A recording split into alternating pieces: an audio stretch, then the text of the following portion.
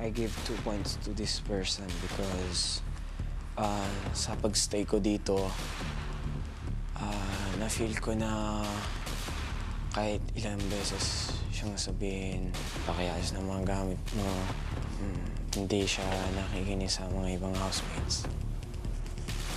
Bibigyan ko 2 points si Christian. Pagiging matigas ang ulo.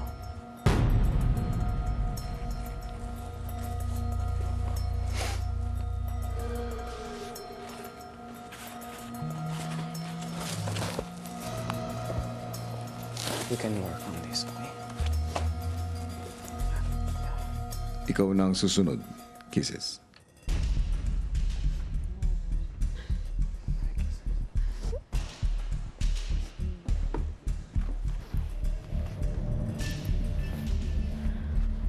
Sorry. Sobrang bait ng tao na to sa akin. Pero kailangan ko siya bigyan ng 1 point kasi nakikita ko na hindi niya pinapakitunguhan yung ibang housemate. And may mga nasasaktan siyang ibang housemate. I'm sorry, Christian. Christian, I'm sorry. Sorry.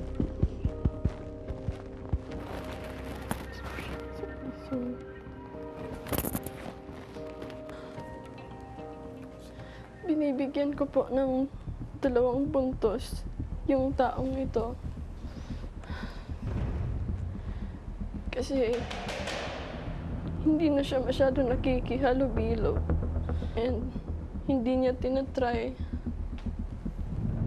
na intindihin kung anong nararamdaman ng ibang tao.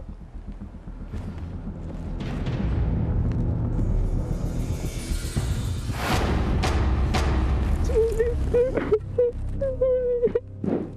okay. It's okay.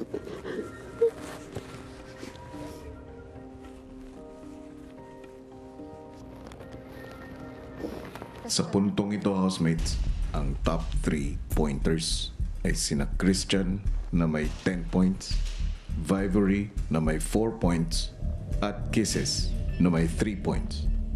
Pero mayroon pang isa na boboto sa inyo, at ikaw yun, Christian. Ang housemate na to, dati kasi close kami, palagi kaming tatawanan. Tapos, yung since na dumating sa punto na parang may kasama na siya, we don't exist na. Like parang, it's just the two of them. Napakaliit na lang kasi talaga ng rason na to, pero kasi paminsan, yun pa rin nga, may nasasaktan na tao. Binibigay ko ng 1 point si Vivory. Natin dadating pa rin to sa puntong ito.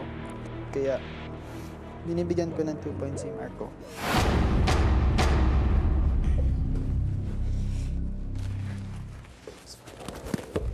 We can adjust this.